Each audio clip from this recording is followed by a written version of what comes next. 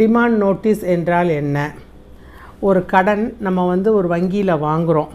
நம்மளால் அந்த தவணை தொகையை சரியாக செலுத்த முடியலை.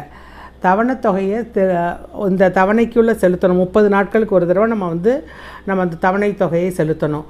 அந்த மாதிரி செலுத்தலை அப்படின்னு சொன்னால் 90 நாட்கள் வரைக்கும் நம்ம செலுத்தலை அப்படின்னு சொன்னால் பேங்க் ஒரு டிமாண்ட் நோட்டீஸ் அனுப்பும். அந்த டிமாண்ட் நோட்டீஸில் என்ன சொல்லுன்னா, நீங்கள் என்னுடைய பேங்க்லேருந்து இவ்வளோ கடன் வாங்கியிருக்கிறீங்க, இவ்வளோ தொகையை ரீபே பண்ணியிருக்கீங்க, இன்னும் இவ்வளோ தொகை நீங்கள் ரீபே பண்ணணும். உங்களுடைய இந்த தவணை தொகை இந்த மாதம் மிஸ் ஆகிடுச்சு.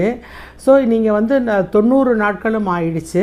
அதனால் இந்த டிமாண்ட் நோட்டீஸ் இத்தனை நாட்களுக்குள்ளே நீங்கள் அந்த தவணை தொகையை செலுத்தணும் அப்படின்னு சொல்லி முதல்ல ஒரு நோட்டீஸ் அனுப்பும். அந்த நோட்டீஸ்க்கு பேர் தான் டிமாண்ட் நோட்டீஸ் அப்படிங்கிறது. அந்த டிமாண்ட் நோட்டீஸில் பாரோவர் அண்ட் லெண்டருடைய டீட்டெயில்ஸ் இருக்கும், அவங்களுடைய லோன் நம்பர் இருக்கும், எவ்வளோ ரீபேமெண்ட் கொடுக்க வேண்டியது இருக்குங்கிறது இருக்கும், அவங்களுடைய கான்டாக்ட் டீட்டெயில்ஸ் இருக்கும், ஓவர் டியூ அமௌண்ட் எவ்வளோ இருக்குங்கிறது இருக்கும், அக்ரூடு இன்ட்ரெஸ்ட் ஏதாவது இருந்ததுன்னா அதை பற்றின டீட்டெயில்ஸ் இருக்கும், பெனாலிட்டிஸ் எவ்வளோ இருக்குங்கிறதையும் அதில் மென்ஷன் பண்ணியிருப்பாங்க. அதே மாதிரி அந்த கஸ்டமருக்கு இத்தனை நாட்களுக்குள்ளே பேமெண்ட் டியூ நீங்கள் கட்டணும் அப்படின்னு சொல்லி ஒரு டியூ டேட்டையும் அவங்க ஸ்பெசிஃபிக்காக மென்ஷன் பண்ணியிருப்பாங்க. கட்டலை அப்படின்னு சொல்லி டிமாண்ட் நோட்டீஸ் வந்த உடனேயே நம்ம பேங்க்கில் போய் நம்மளை முதல்ல அந்த லோனுக்கான அக்கௌண்ட் ஸ்டேட்மெண்ட்டை எடுத்து பார்க்கணும். அதில் ஏதாவது இன்ட்ரெஸ்ட் ரேட் சேஞ்ச் ஆகிருக்கா அப்படிங்கிறதெல்லாமும் நம்ம கவனமாக பார்க்கணும். அந்த நோட்டீஸ் வாங்கின நாள்லேருந்து 30 நாட்களுக்குள்ளே நம்ம அவங்களுக்கு பதில் நோட்டீஸ் அனுப்பணும்.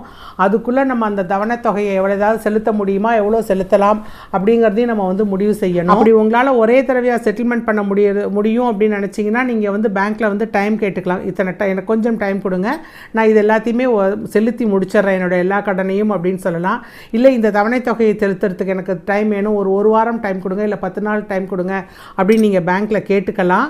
ஆக்சுவலாக இந்த டிமாண்ட் நோட்டீஸுங்கிறது நமக்கு பேங்க் கொடுக்குற ஃபஸ்ட்டு ஒரு அலாம், ஒரு லீகல் ஸ்டெப் நான் எடுக்க போகிறேன் அப்படிங்கிறதுக்கு பேங்க் நமக்கு ஒரு எச்சரிக்கை மணி கொடுக்கறது தான் இது. இந்த டிமாண்ட் நோட்டீஸ்க்கு நம்ம ரெஸ்பாண்ட் பண்ணலை, அது டிமாண்ட் நோட்டீஸ் நம்ம பணம் செலுத்தலை அப்படின்னு சொன்னால் கண்டிப்பாக பேங்க் லீகல் ஸ்டெப்ஸ் தான் எடுக்கும். அதனால் நம்ம என்ன பண்ணணும்னா, நம்ம இந்த டிமாண்ட் நோட்டீஸ் வந்தோடனே நம்ம பேங்க்கை அணுகி அமிக்கபுளாக அதை செட்டில் பண்ணுறதுக்கு என்ன வகை உண்டோ அதை நம்ம செய்யணும்.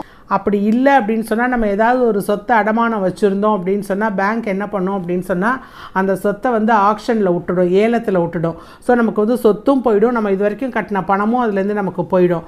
அதனால் டிமாண்ட் நோட்டீஸ் வந்ததுன்னா உடனே நம்ம அதை ஸ்க்ரூட்டினைஸ் பண்ணி நம்மளுடைய லோன் தொகையை உடனே அடைக்கிறதுக்கு என்ன வகையோ அதை பண்ணி நம்ம அடமானம் வச்சுருக்கிற சொத்தை நம்ம மீட்டுக்கொள்ள வேண்டும்.